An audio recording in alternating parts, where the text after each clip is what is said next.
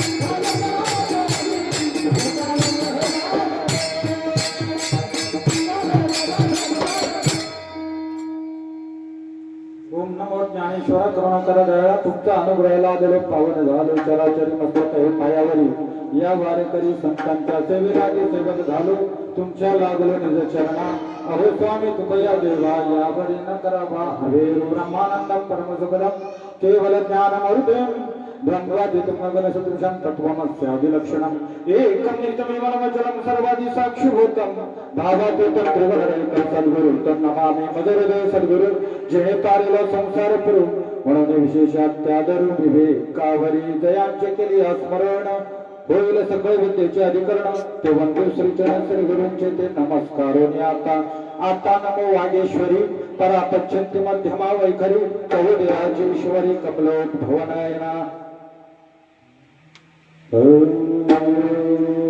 येथील अंतरिशिष्टांचे अनुभव येथील अंतरिशिष्टांचे अनुभव तळमळी जीव तया सुखा आता माझा जीव घेऊन या बळी बैसवावे होळी संतांची या विठ्ठल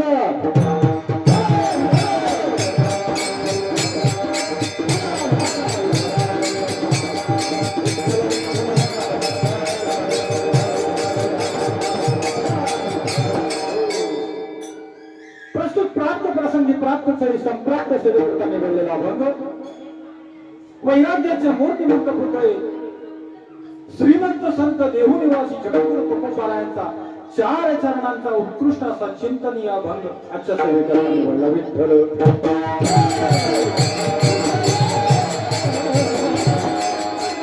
जगद्गुरु तुकोबाराय या अभंगामधून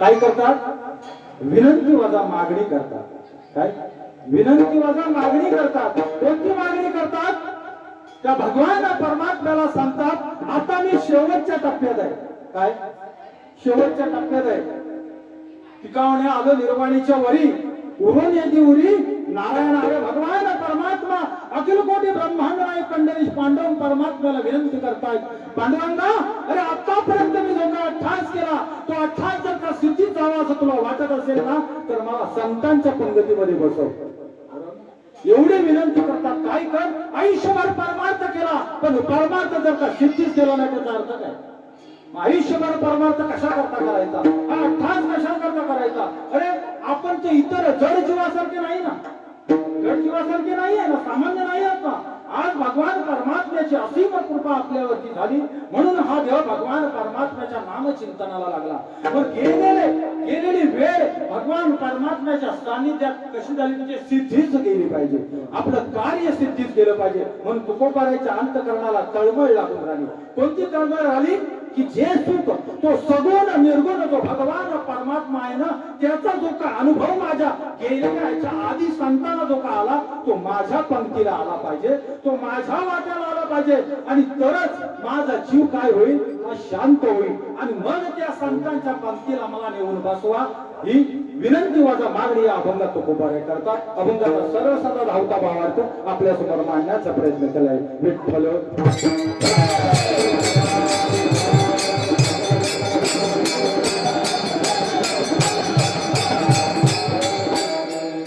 सेवेला सुरुवात करण्याआधी पर्याय देणं त्याचं आद्य कर्तव्य. कशा निमित्तानं सेवा आहे आपणास ज्ञात आहे. सालाबाद प्रमाणे वैकुंठवासी सीतारामांना शिरीषकर यांचं निवासस्थान आहे. आज जरी ते या इथून गेले असतील, परंतु त्यांनी जी काय परंपरा, जी काय शिष्टाचार आखून ठेवलेली आहे संत महात्म्यांना सोबत घेऊन, आणि त्या परंपरेने चालत आलेला हा 17वा वर्धापन दिन सोहळा. आणि या सोहळ्याच्या निमित्तानं आजची कीर्तन रूपी सेवा माझ्यासारख्या अल्पमती पामऱ्याच्या वाट्याला आमचे सर्वांचे आधारस्तंभ लाडके असणारे आमचे शरद भाऊ शिरीषकर यांच्या मार्फत माझ्यापर्यंत आली. खरं पाहता ही सेवा उद्या काल्याचं कीर्तन करायला म्हणजे मला मिळायला पाहिजे होतं. तसं म्हणायला नारायण महाराज पवार आज महाराष्ट्रात ज्यांचं नाव आहे त्यांचं उद्या काल्याची कीर्तनाची सेवा आहे. ज्यांना विद्वान म्हणून आम्ही संबोधतो, बरोबर, या सगळं संतांमध्ये खरोखर असा महात्मा. परंतु मालकांची अशी इच्छा होती काल्याचं कीर्तन असं जबरदस्त झालं पाहिजे की आपल्याला आजूबाजूच्या परिसरात जी काल्याची कीर्तन होतात ते पाहतात, पण त्यांना काल्याचं कीर्तन फार महत्वाचं होतं. म्हटलं अशी कोणतरी व्यक्ती आणा की जेणेकरून या परिसरातली संपूर्ण मंडळी आपल्या इथे येतील आणि काल्याचं कीर्तन काय आहे, याची परंपरा कशी, कशा पद्धतीने, कधी काला करावा, का करावा, कधी करू नये, कुठे करावा, याची संपूर्ण माहिती विस्तारपूर्वक पाहिजे असेल तर अशा विद्वानांना आणलं पाहिजे. ठीक आहे, तर सेवा माझ्या भाग्यात पडली. आजची एकादशीची फार उत्तम दिवस आहे. एकादशीचा आजचा पर्व काळ आहे आणि पर्व काळाच्या निमित्तानं आजची माझ्या अल्पमती महाराजाच्या वाट्याला सेवा.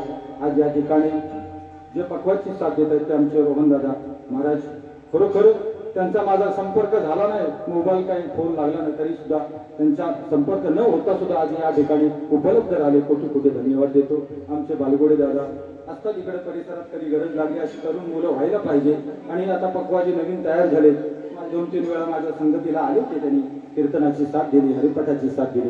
त्याचप्रमाणे आज आमचे राजू दादा जाधव संपूर्ण महाराष्ट्राभर आमच्या परिसराचं एक खरोखरच म्हणावं तेवढं एक वैभव आहे की इथून रोज एक ना एक गाव कुठे ना कुठे काढत असतात.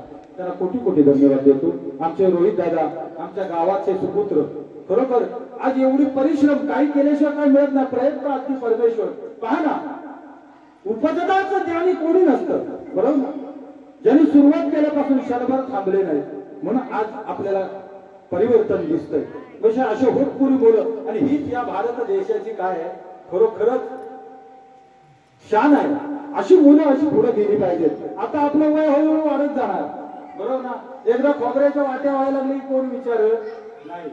जोपर्यंत तरुणा भाग्यवंत नटे हरी कीर्तनात, मग तरुण मुलांचं काम आहे. आमचे दादा कात्रेटकर आज वर्षभर त्यांची तारीखच मला मिळाली नाही, रोजच बुकिंग. पण म्हटले महाराज आज एक तरी सेवा तुमची घेणार, नाही तर वर्ष फुकट जाईल आणि तुमचा राग माझ्यावर राहील. महाराजांची सेवा घेतली नाही. पण धन्यवाद, कोटी कोटी धन्यवाद. आमचे संतोष दादा पवार जिथे कमी तिथे आम्ही कुठलीच गोष्ट पडू देत नाही, अशा ठिकाणी उभे असतात. असे आमचे संतोष दादा पवार, आमचे गुरुतुल्य असणारे चंद्रकांत महाराज पवार यांनाही कोटी कोटी धन्यवाद देतो. त्याचप्रमाणे आमचे परम मित्र दशरथ दादा फुटे, आमचे राजू दादा राठोड, त्याचप्रमाणे आमचे महाराज पालेकर, हे आमचे परम मित्र सचिन महाराज पवार. त्यांना फक्त बोललो विलंब झाला काय होता काय, आज या ठिकाणी हजर आले त्यांना कोटी कोटी धन्यवाद देतो. आमचे विजय महाराज वालन यांनाही कोटी कोटी धन्यवाद देतो.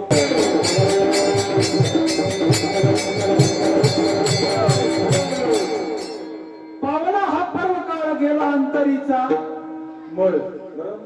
एकादशीचा व्रतधारी मी नित्य नादे त्याच्या घरी सर्व पर्व काळांचे श्री एकादशी पै माझी. बरं, एकादशी का करावी? बरेच वेळेला आपण कीर्तनात ऐकलेलं आहे. हा पर्व काळ एकादशी का करावी? जो एकादशीचा व्रत करणार आहे त्यांनी एकादशी नियमात करावी, बरं की नाही?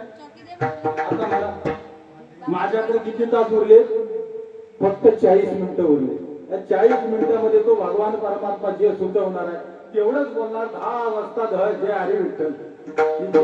कारण आज काय सगळ्यांना भूक लागलेली आहे आणि मी फार मोठा तसा काय वक्ता नाही, पण आपल्याकडे बघून काहीतरी मला सुचतंय बोलायचं. बाकी काय तसं आपल्याला काही येतंय म्हणून नाही.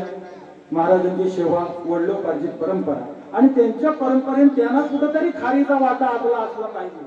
हे आपलं वारकऱ्याचं कर्तव्य आहे. वारकरी असेल तो कुठं पडेल हे पाहायचं नाही. जिथं कमी पडेल तिथं आपण भले निमंत्रण नसलं तरी चालेल. आपल्याला नाही ना एखाद्याने बोलवले त्याला वेळ नाही. एकटा मालक या ठिकाणी काय करतायत? पारायण करतायत. नाही एखाद्याला बोलावता आलं का हरकत नाही, म्हणून एवढा भार उचलतायत ना, एवढा सगळा भार उचलताय आणि खरोखर एखाद्याला नाही बोलवतो. पण ज्या भगवान परमात्म्याचं ज्या ठिकाणी चिंतन आहे त्या ठिकाणी निमंत्रणाची खरोखरच आवश्यकता नाही. नाही मालक विसरला अशा हरकत नाही, परंतु आपण तिथं जायचं. सत्याची पूजा असेल, तीर्थप्रसाद घ्यावा, पुन्हा बरं महाराज आम्हाला माहिती आहे. आता पुढचं बोल. बरं पुढचं बोलतो. आता पुढचं काय? एकादशीचा पर्व काय? बरं एकादशी का करावी? एकादशी केली नाही तर नाही जमणार का असे बरेच जण म्हणतात. आम्ही 3 टाइम खाणारी माणसं आहोत, आम्हाला एकादशीचा उपवास काय सांगू नका. बरं उपवास सांगितला त्या दिवशी सुद्धा एकादशी आणि दुप्पट खाशी. बरं आम्ही पहिलाच बुवा बोलतोय का? असे किती बुवा येऊन सांगून गेले एकादशी आणि दुप्पट खाशी, बरोबर ना? बरं एक केळ्यावर कोण दिवस काढेल? एकादशीच्या दिवशी एक केळ्यावर कोण दिवस काढेल? 1 किंवा 2. नाही काहीतरी खायला अल्पहार पाहिजे. दुपारी अल्पहार आपला झालेला आहे. आज सकाळपासून मूर्ती अभिषेक, त्याच्यानंतर पंचपदी, त्याच्यानंतर ध्वजारोहण, विणापूजन, त्याच्यानंतर ज्ञानेश्वरी वाचन आणि त्याच्यानंतर दुपारी अल्पहार, त्याच्यानंतर प्रवचन आणि हरिपाठाच्या नंतर आता कीर्तनरूपी सेवा. एकादशीचा व्रतधारी ज्याने व्रत करायचं आहे त्याने काय करायचं आहे? व्रत करी उपवासी व्रत करायचं आहे. म्हणजे काय काहीच खायचं नाही का? नाही खायचं म्हणाले. परंतु घरात 10 माणसं काय करतायत? पोटभर अन्न खातायत एकादशीच्या दिवशी. आणि एकच माळकरी बिचारा टुकटुक करत काय करतोय? वरीचे तांदूळ उकडतोय आणि खातोय. बाकीचे पोटभर अन्न शिजवतायत. पण माझ्या नामदेव महाराजांचं असं नव्हतं. नामदेव महाराज कोण होते? भगवान परमात्म्याचे लाडके भक्त होते. आणि हे लाडके भक्त असल्या कारणाने भगवंताने एक दिवशी त्याची परीक्षा घ्यायची ठरवली. अरे जरी भक्त असला तरी त्या भक्ताची परीक्षा घ्यायची पाहिजे ना. पण देवाने किती परीक्षा घ्यायची त्याला पण मर्यादा आहे ना. तो एखादा भक्त आहे, देवाला पण कानवा आली पाहिजे ना. तेवढी मोठी परीक्षा काय सामान्य आहे का? आणि आता जर का आपली अशी परीक्षा भगवंताने घ्यायला सुरुवात केली तर काय अवस्था होईल? कोणती परीक्षा घेतली?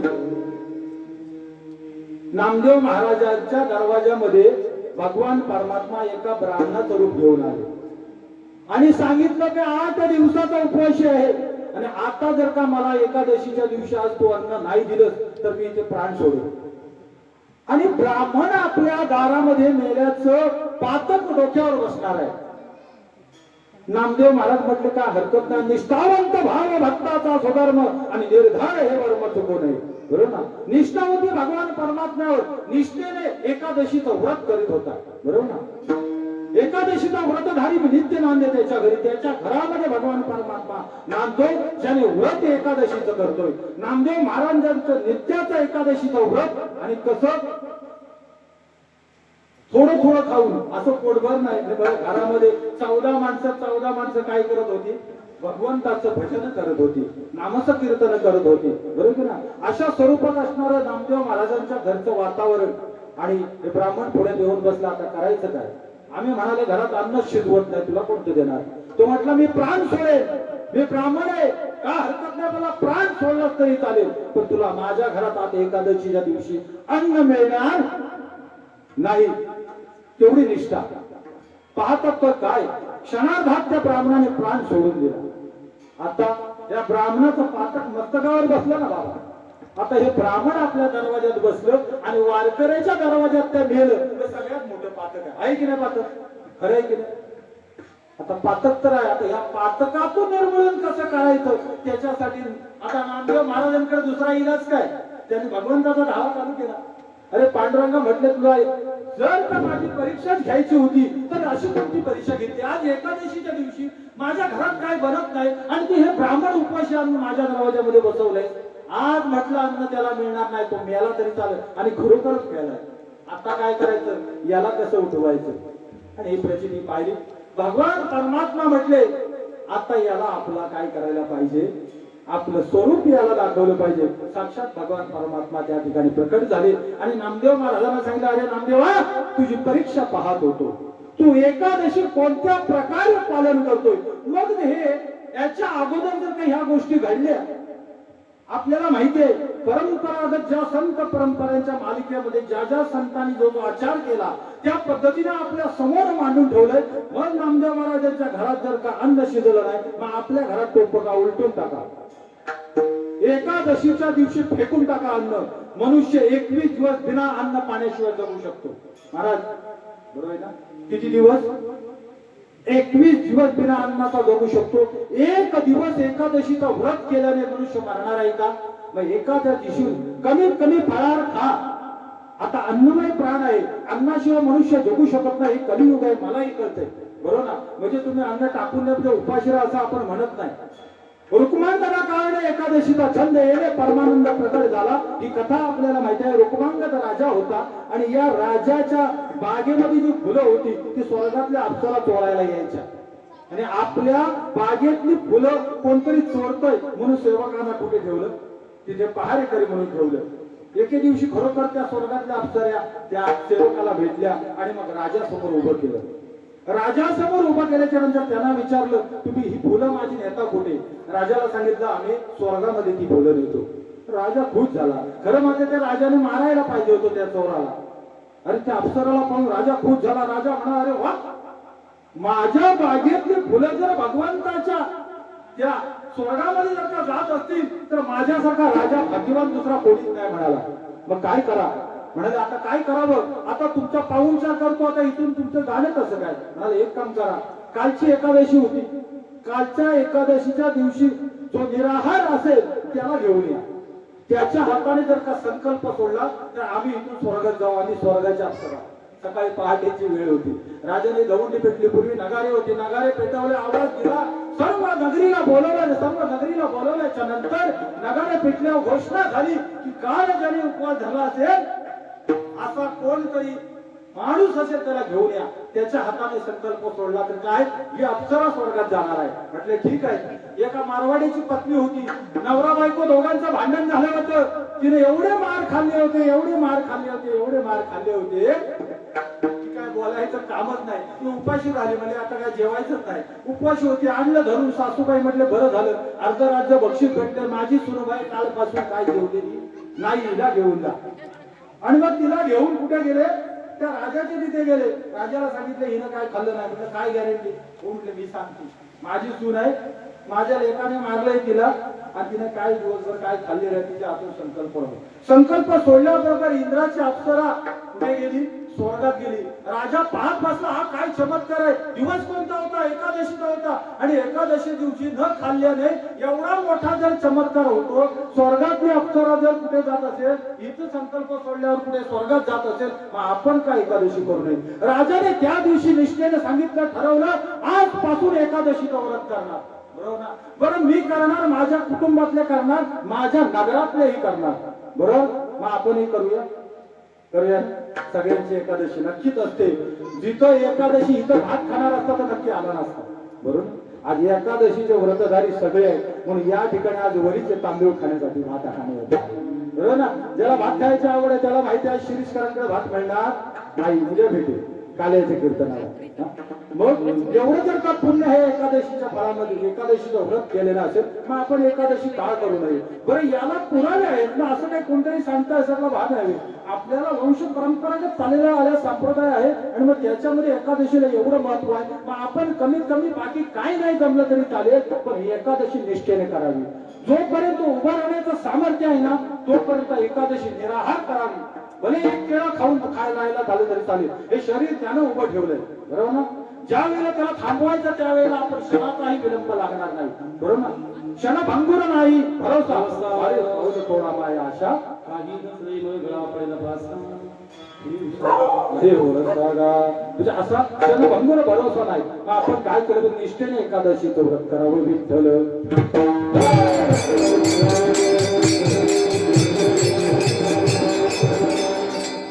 हा एक पर्वकाळ आहे. अशी पाहायला गेला किती पर्वकाळ येतात. 60 वर्षामध्ये येणारी कपिला षष्ठी सूर्याने कन्या राशीमध्ये प्रवेश केल्याच्या नंतर एकदा येते ती कपिला षष्ठी. 60 वर्षानंतर एखादा योग येतो. 60 वर्षाच्या नंतर कधीतरी 60 वर्षाच्या आतमध्ये जर का आला योग तर कदाचित त्याला एक वेळा पाहता मिळेल. 60 वर्षाच्या नंतर जर गेला एखाद्याच्या नशिबात नाही त्याच्या आधीच तो 60 वर्षाच्या आधीच निघून जातो वरती, बरोबर ना? आता अल्प आयुष्य आहे ना, 50 झाली की बरोबर. आता 80-90-100 वर्षाचे आपल्याला काय वाटते एवढं मोठं आयुष्य आहे, बरोबर? हॅलो विठ्ठल विठ्ठल. 60 वर्षात येणारी कपिला षष्ठी. 12 वर्षानंतर येणारा पर्वकाळ कोणता आहे? सिंहस्थ पर्वणी. काय म्हणतात त्याला? सिंहस्थ पर्वणी. 12 वर्षाने एकदा येणारी. सूर्याने सिंह राशीत प्रवेश केल्याच्या नंतर एकदा येतो तो काळ, त्याला सिंहस्थ पर्वणी म्हणतात. त्याच्यानंतर येणारे वर्षात 3 वर्षाने एक येतो, त्याला काय म्हणतात? 3 वर्षाने एकदा पर्वकाळ येतो, त्याला काय म्हणतात? अधिक मास जो हा चालू आहे. मग म्हणा आपण किती पुण्यवान आहोत त्याचा विचार केला जरा. आपण जो या धर्म मंडपात बसलात ना, आपल्या पदरात एवढं पुण्य आहे. पुढे सांगतो तुम्हाला. अहो सर्व 3 वर्षाने येणारा काळ आहे. प्रत्येक वर्षातले 10-10 दिवस हे बाजूला केल्याच्या नंतर किती होतात? 3 वर्षाचे 30 दिवस. हे 30 दिवस याच्यात कुठलाही सूर्य या कोणत्याही राशीमध्ये प्रवेश न करण्यात केला कारणाने या दिवसाला गाळून ठेवलेला आहे, या महिन्याला गाळून ठेवलेलं आहे. या महिन्यात लग्नाचा कोणताही मुहूर्त नाही. एखादा म्हणेल मी साखरपुडा करेल, बिलकुल नाही. भटजी म्हणेल मी साखरपुड्याचा लग्नाचा मुहूर्त देतो, त्यांना घेऊन या इकडे, बरोबर? हा लग्नाचा वास्तुशांतीचा अजिबात मुहूर्त नाही. या महिन्यात अजिबात कोणतंही शुभ कार्य करायचं नाही, बरोबर ना? असा 3 महिन्याने येणारा काळ आहे.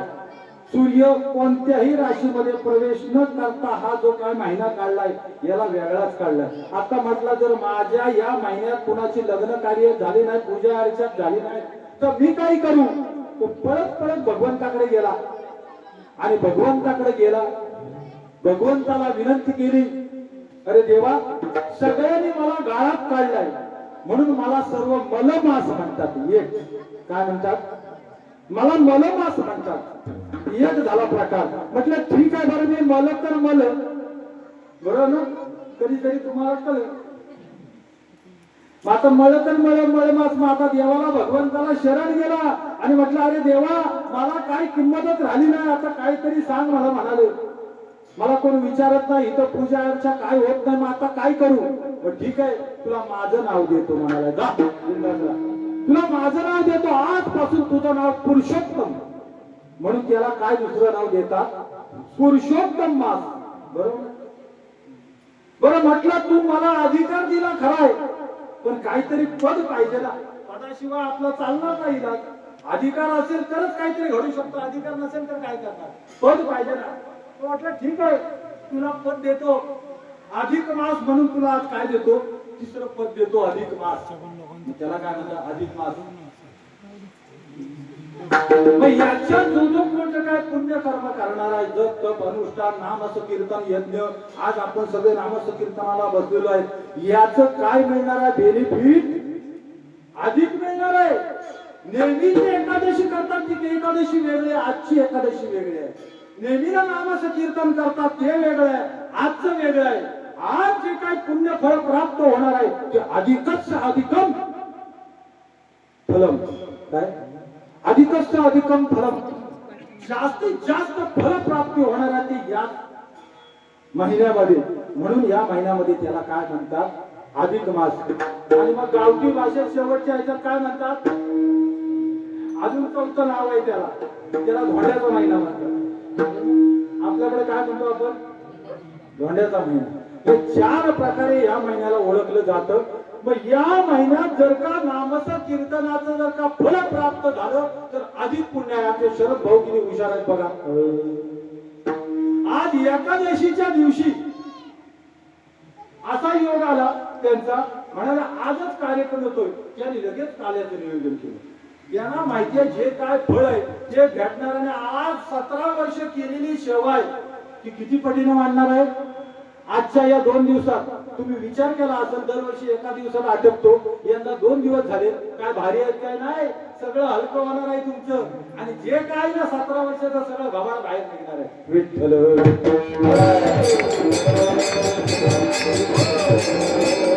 चिंताच करायचं नाही. अरे असा पर्व काय एका भाग्यवंताच्या दारात येतो.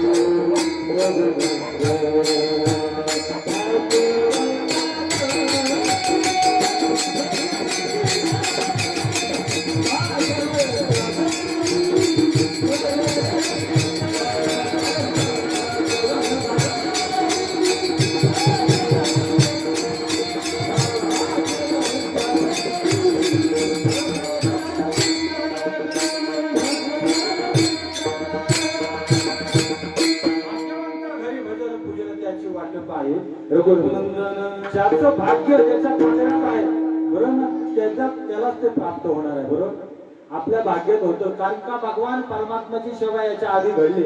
बरं हा भगवान तर इथे येण्याचं कारण काय, बरोबर ना. नित्याने आई वडील पंढरीची वारी करत होते, परंतु आई आजारी झाली आणि आईला पंढरपूरला जाता येईना, म्हणून वडिलांचं तळमळ पाहून मुलाला प्रश्न पडला. ते वारकरीच होते. त्याने आपल्या सद्गुरूंना विनंती केली आणि मग सद्गुरूने भगवान परमात्मा साक्षात या घराचं काय केलं, मंदिर केलं. साक्षात या घराचं मंदिर केलं. या घरामध्ये भगवंताला आणून बसवलं. आता अवस्था अशी आहे, दोन्ही आई बाबा इथं नाहीये, परंतु त्यांच्या पश्चात इथं भगवंताचं चिंतन होतंय. बरोबर हे त्यांच्या कुळाचं परंपरा.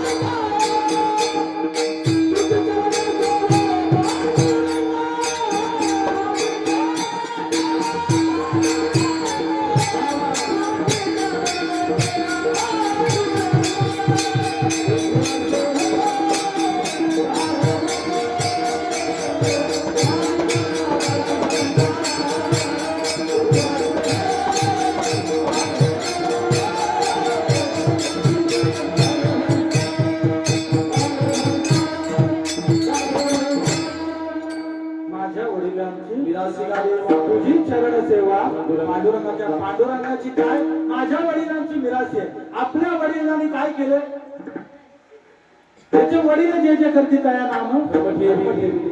याच्या व्यतिरिक्त दुसरा धर्म कोणते आहे? आपल्या वडिलांनी जी शिष्टाय आखून दिले ना तेच आपल्याला पुढे चालवायचं, बरोबर ना? माझ्या वडिलांची मिरासी का देवा, तुझी चरण सेवा पांडुरंगा. मग माझ्या वडिलांपासून आलेली परंपरा आहे ती जोपासतो, बरोबर.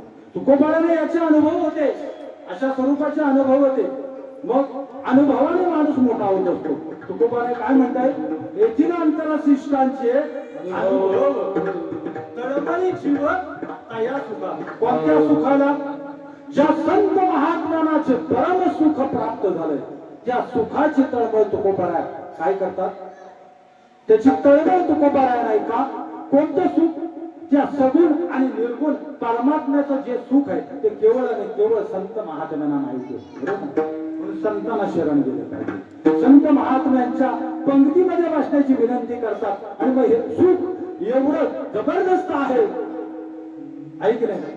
आपल्याला तुका म्हणे चाकोनी सांगे माझा अनुभव आहे, जो अनुभव आहे म्हणून तुकोबाराय म्हणतात मला तो अनुभव आला आणि म्हणून अशा अनुभवासाठी माझा जीव तळमळतोय. अभंगाचं प्रकरण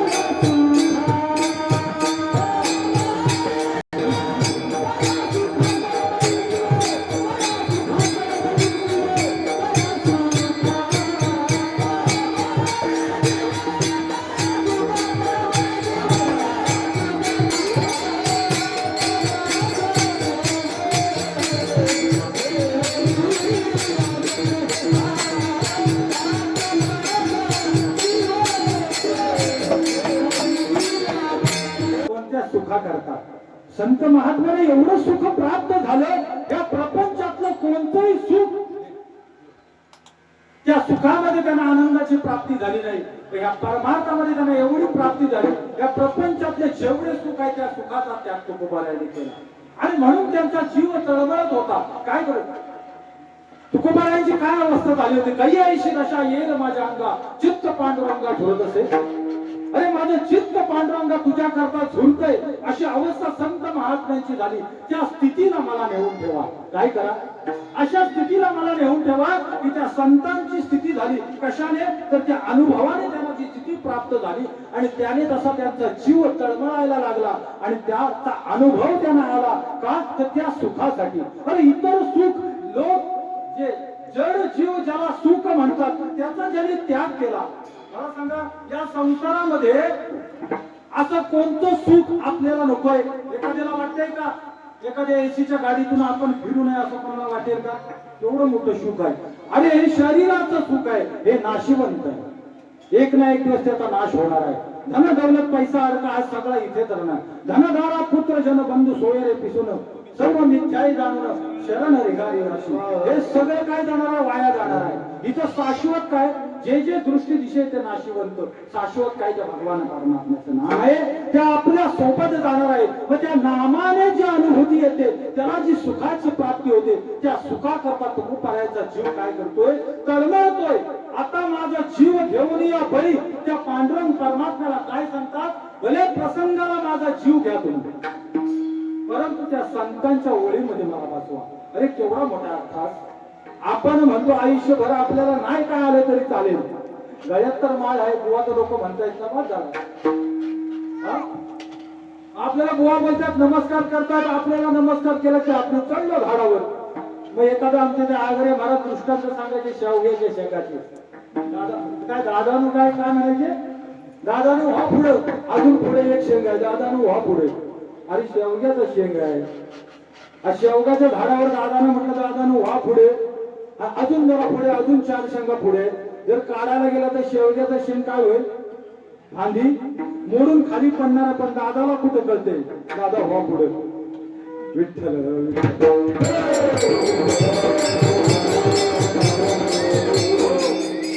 मग मला सांगा, लोक काही म्हणतील हो तुम्हाला, आपलं हित कशात आहे ते आपण ओळखलं पाहिजे.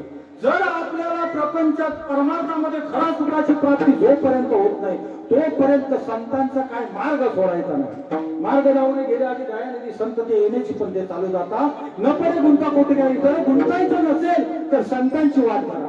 बरोबर. माझी भाषा साधी आणि सोपी आहे. आणि मी काय विद्वान नाही. विद्वान माणसं पाहायची असतील तर उद्या येणार आहेत. आपण नक्की पाहायला या. गावातल्या एकाही माणसाने संधी सोडू नका. अरे बाबा, या सुखाकरता मी तळमळ करतोय, माझ्या जीवाची तळमळ. आता माझा वेळेला जीव घेतला तरी चालेल, पण म्हणेल का माझा जीव घ्या आणि या सुखाची प्राप्ती करून द्या. सगुण चरित्रे पावन चरित्रे सादर वर्णावी ना. तर सगुण चरित्र भगवान परमात्मा कसा आहे, सगुण निर्गुण आहे. मागाशी अनुभव सांगितलं 2-3 प्रवचन कराने आपापले. बरोबर. आपले कीर्तन काय मुद्देसूद कुठे ते ठरवून आलेलं नाही, जे इथं भगवंत सुचवणार आहे ते बोलणार. आणि त्या ठिकाणी आलेला त्याने अनुभव त्यांचे मांडले. आमच्या सद्गुरूने काय शिकवलं त्यांची शिकवण त्या ठिकाणी त्यांनी मांडली. आपल्या घरातलीच मंडळी सगळे आहेत.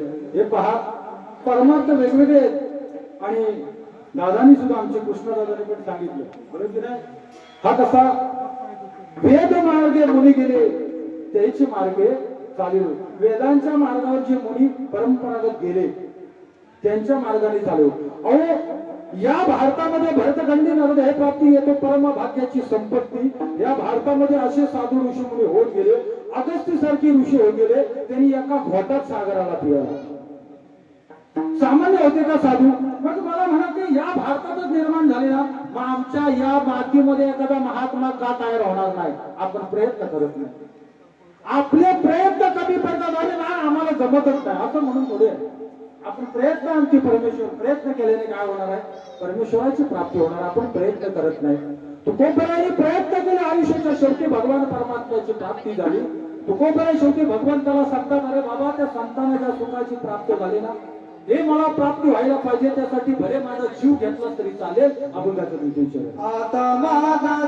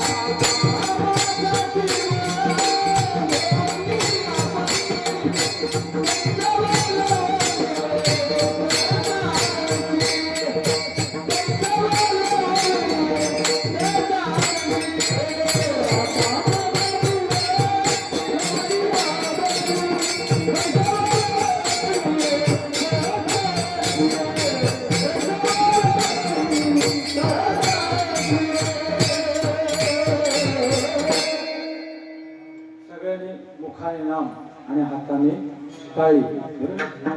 आपण जी वेळ दिलेली त्या वेळेमध्येच आपल्याला कीर्तन आटोपायचं आहे. सगळ्यांनी मुखाने नाम आणि हाताने टाळी जोरदार भजन करायचं आहे.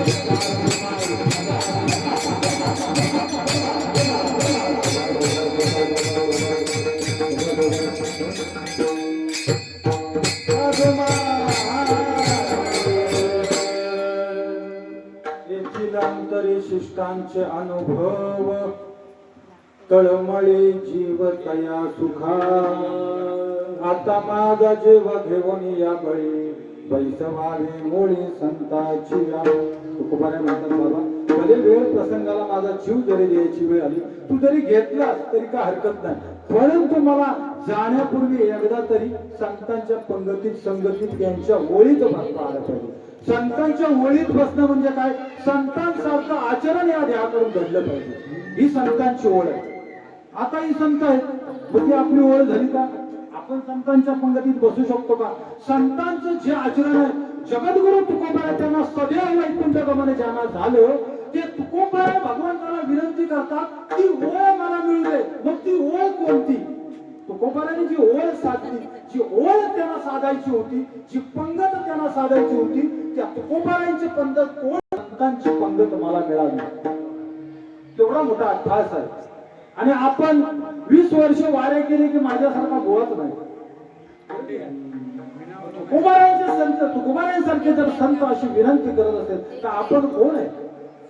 करता करविता भगवान परमात्मा वृक्षाच्या पान हरे ज्याची सत्ता राहिली अहंता मग कुठे तरी माणसाचा अहंकार जायलाच तयार नाही. सुंग जळला तरी सुंबाचा पीळ जळत नाही. बरोबर? माणसाचा जो काय स्वभाव आहे तो मनुष्य सोडायला तयार नाही. तो उपजाचाच घेऊन येतोय. तो जाणार कधी? तिकडे गेल्यावर तोपर्यंत जाणार. जाता जाता ठीक आहे, अधिक पुण्य जसं या महिन्यात मिळणार आहे तर पाप केल्यावर काय होणार आहे? अधिक होणार का वजा होणार आहे? बघा, हा महिना अधिकच अधिक फळ महिना, सगळं फळ अधिक मिळणार आहे. जर या महिन्यात पुण्य केलं तर पुण्य त्याला शेकडो पटीने वाढणार आहे. मग जर का पातक केलं तर काय करणार आहे? वाढणार आहे का कमी होणार आहे? वाढणार आहे. मग लक्षात ठेवायचं, कमीत कमी हा महिना फार सांभाळून काढावा लागेल माय बापू. हो, काय फार सांभाळावं लागेल. बारकाईने निरीक्षण करा. जेवढं नामस्मरणावर जोर देता येईल तेवढा करा. जर चुकून पातक घडलं तर त्याच्या किती पट होईल सांगता येत नाही. विठ्ठल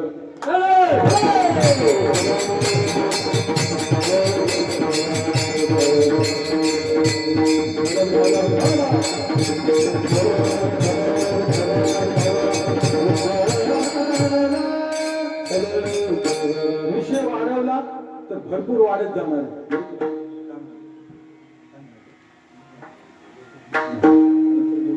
विठ्ठल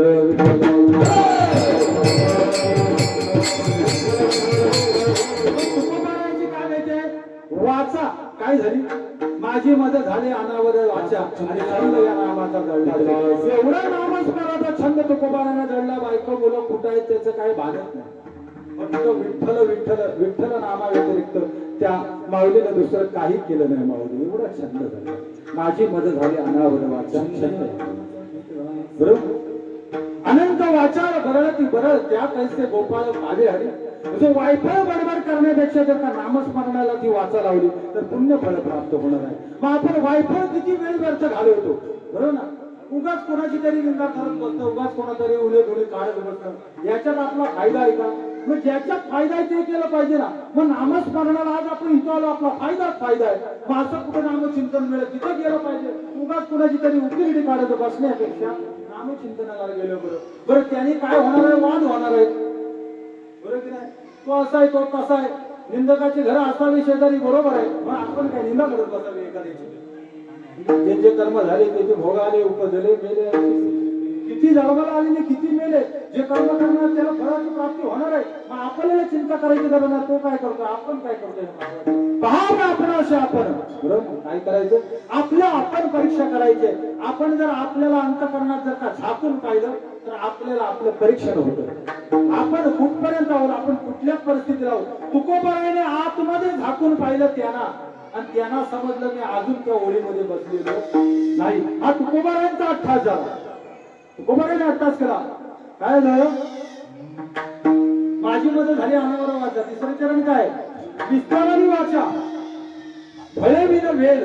जर का एखादा वेल आहे त्याच्यावर जर का फळच आलं नाही तर त्या वेलीचा उपयोग काय? आपण जर का एवढा परमार्थ केला, तो जर का सिद्धीच गेला नाही, त्याच्यातून मोक्षाची प्राप्ती नाही झाली, त्याच्यातून संताची प्राप्ती नाही झाली, त्याच्यातून आपल्याला काही जर का प्राप्त झालंच नाही, मग फळे विन वेल. मग आपण आलो तसा गेलो. जन्माला आला, ह्याला पाणी वाहता वाहता मेला, अशी अवस्था आपली होणार. मग फळे बिना वेल. तुकोबाराने हा काय जो काय दृष्टांत कशा करता वापरलाय? आपण जन्माला आलेला त्याचं फळ काहीतरी प्राप्त झालं पाहिजे तर परमार्थ करून तो सिद्धीत गेला असं म्हणता येईल. विस्ताराने वाचा फळे बिन वेल. वाळूगाचे बोल फोसवांजे. म्हणजे ते बोल फुकटचे. बरोबर? या बोलाला काहीतरी किंमत आली पाहिजे. आपण ज्या वेळेला वक्तव्य करतो त्यावेळेला समाजावर काहीतरी त्याचा परिणाम झाला पाहिजे. बरोबर ना? कीर्तन कराय, कीर्तन करतोय नुसतं काय ते म्हणतात ना, बोलण्याची काय काहीतरी प्रमाण आहे बघा. ते आता मला आठवत नाही. असं द्या म्हणजे जसं बोलायचं तसं बोलतो त्या पद्धतीनं. म्हणजे आपण आपण जर का नुसतं बोलत गेलो फुकटच्या बोलायला काय फायदा आहे का त्याच्यातून केलं फुकटचं बोल त्या बोलापासून काहीतरी फायदा झाला पाहिजे लोकांनाही फायदा झाला पाहिजे स्वतःलाही फायदा झाला आपण बोलतोय पण त्याच्यातून आपलं आचरण काय आहे याची परीक्षा पहिले आपण करायची मगच गादीवर उभा राहण्याचा अधिकार आहे आपण बोलतोय ह्याचा जर का परिणाम बसलेल्या समाजावर होत नसेल ना आपण कीर्तन बंद केली पाहिजे काय उपयोग आहे कशासाठी करायची कीर्तन कोणासाठी करायची अरे हे कीर्तन समाजाचा करता आहे हे कीर्तन आमच्या करता नाही आम्ही स्वतःचं कीर्तन नामाचं कीर्तन आमचं चालूच आहे जेवढं आम्हाला जमेल तेवढं आम्ही नामाचं कीर्तन करतोय पण ही कीर्तन कशा करता समाजा करता बरोबर आपण उद्धाराला नव्हे ते नवळ कुळे उद्धरली कैकांची अरे कैकांच्या कुळाचा उद्धार व्हावा ही अंतकरणामध्ये तळमळ असली पाहिजे तरच कीर्तन करावं विठ्ठल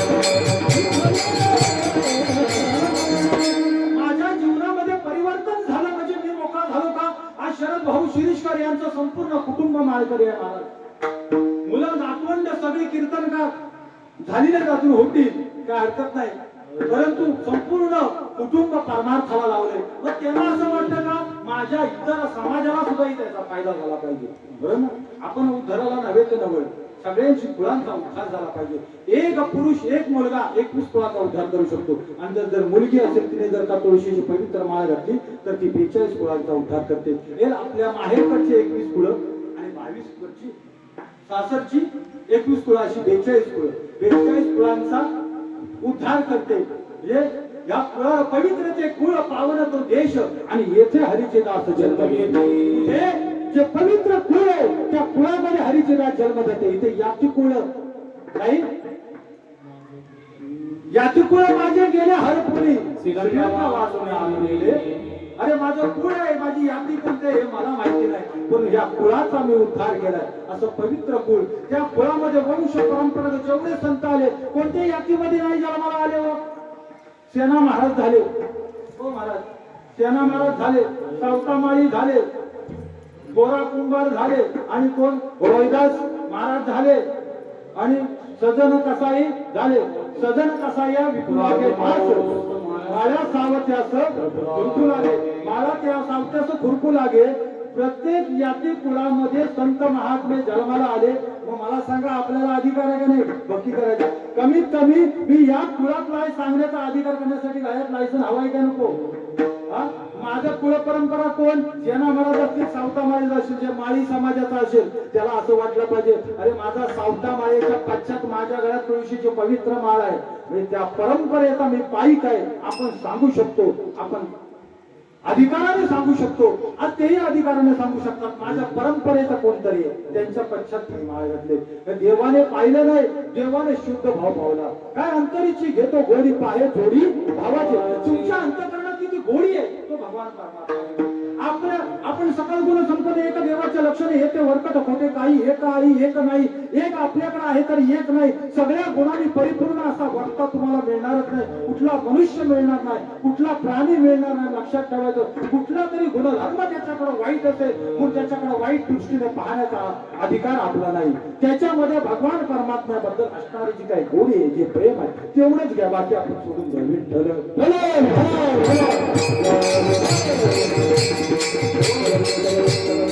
मग या वाणीला जर का वाणीवर प्रभुत्व यावं असं वाटत असेल बरोबर ना आमचे सोनू बाबा म्हणायचे तर का त्यांना वाचा सिद्धी आहे एखाद्याला वाचा सिद्धी असते या वाणीतून कधीही खोटं न बोलणारा माणूस त्याला वाचा सिद्धी प्राप्त होते लक्षात ठेवा कधीही खोटं बोलायचं नाही जरी दापोलीत असलं तर सांगायचं नाही वाकवलीत आहे म्हणून दापोलीतच सांगायचा परिणाम काय होतो तो बघा एक तरी वेगळी अनुभवाने बोलले ते काय वेडे म्हणून काय बोलले संत महात्मे काय बोलले एक तरी वेगळी अनुभवावी अनुभवावी म्हणजे आचरणात आणावी का वाचावी सोडून द्यावी हो वाचावी सोडून द्यावी आचरणात आणावी म्हणजे अनुभवावी हे अनुभव संतांनी घेतले म्हणून संतांनी आटोकाट प्रयत्न करून आपल्यापर्यंत पोहोचवायचं काम केलं बरोबर ना युगायुग चालत आलेली परंपरा आहे हे पोहोचवायचं काम केलं ह्याचा अर्थ त्यांनी संपूर्ण आयुष्य त्यागामध्ये झिजवलं योगाची संपदा त्याग आणि शांती उभय लौकिक कीर्ती सोहळा ही योग्याची संपदा आहे आणि योग्याच्या संपदेमध्ये काय आहे? त्याग आहे, वैराग्य आहे आणि वैराग्य असेल तरच त्याला बोलण्याचा अधिकार आहे. तो त्याग नसेल तर महात्मा बोलू शकत नाही. त्यावेळेला सोनू बाबा म्हणाले त्याला वाचासिद्धी प्राप्त व्हावी असं वाटत असेल त्या माणसाने कधी जीवनात खोटं बोलायचं नाही. हा एक जरी प्रमाण इथून आज उचलून गेलात उद्यापासून खोटंच बोलणार नाही तरी भगवान परमात्मा तुमच्या हाकेला धावल्याशिवाय राहणार नाही. ही सिद्धी त्यांना का प्राप्त झाली? त्यांचा विश्वास होता. ज्या वेळेला भीमाने हाक मारली देवाला, कुंतीने सांगितलं जा तुझ्या श्रीकृष्ण परमात्म्याला बोलवलं त्या दिवशी भीमाला खात्री होती माझा देव येणार. 8 वाजेपर्यंत झोपून राहिलो तरी येणार. अरे कुंतीने सांगितलं कुठं आहे तुझा देव? कधी भजनाला बोलवतोय? सांगितलं बोलवतो, थांब जरा अजून वेळ आहे. बाहेर म्हणून थोडं कोवळं होऊन पडलं होतं. गरगर गदा फिरवली आणि वरती फिरकावलेली गदा क्षणार्धात कपाळ मोक्ष करणार हे ज्या वेळेला लक्षात आलं सगळ्यांच्या, भगवान परमात्म्याला अंतर्ज्ञानाने कळालं अरे हा माझा कसला भक्त आहे म्हणून जाईल म्हणाला. क्षणार्धात भगवान परमात्मा प्रकट झाला. निष्ठा होती. आपण काय केली? निष्ठा आपली कमजोर पडते, बरोबर ना? घरातून गेल्यावरती 15 दिवस मी कसा चालेन वारीला याची आपली निष्ठा डळमळीत होते आणि त्याच्यानंतर आपल्याला प्रश्न पडलो हातावर गेल्यावर पाऊस आला तर करावं का? हा पहिला प्रश्न पडतो, बरोबर. म्हणून आपली निष्ठा तिथेच डळमळीत होते. मग 21-21 दिवस आज एवढे वर्ष 750 वर्ष परंपरा न सांगता न बोलवता जी काही चालू आहे त्याने काय विचार केला वरना आकाशात किती पाऊस पडणार आहे? याचा अर्थ निष्ठा, त्याग, वैराग्य. प्रत्येक गोष्टी मागे काहीतरी त्याग असतो. आपण त्याचा प्रयत्न केला पाहिजे. हो काय म्हणतायत की ही जी माझी वाचा आहे ती खोल ठरू नये, या वाचेला काहीतरी किंमत यावी अशी निष्ठा माझे भगवान परमात्म्यावर वाचत. जरी विस्तारली वाचा मी काहीतरी बडबड गेलो असेल तरी याला कुठेतरी किंमत यावी हे भगवंताला विनंती करतात आणि शेवटच्या चरणात सांगतात तुका म्हणे आलो निर्वाणीच्या वरी उरोण्याच्या वरी नारायण हरे नारायण. आता माझं काही शिल्लक ठेवू नको. माझा सर्व हा भक्ती पंथ आहे, हा सन्मार्गाला घे आणि माझ्यामध्ये अशी कोणतीही त्रुटी शिल्लक ठेवू नको जेणेकरून मला संतांच्या पंगतीत बसता येणार नाही. असं काही बाकी शिल्लक ठेवू नको, बरोबर. एवढी विनंती करतात अभंगाच्या शेवटच्या चरणात.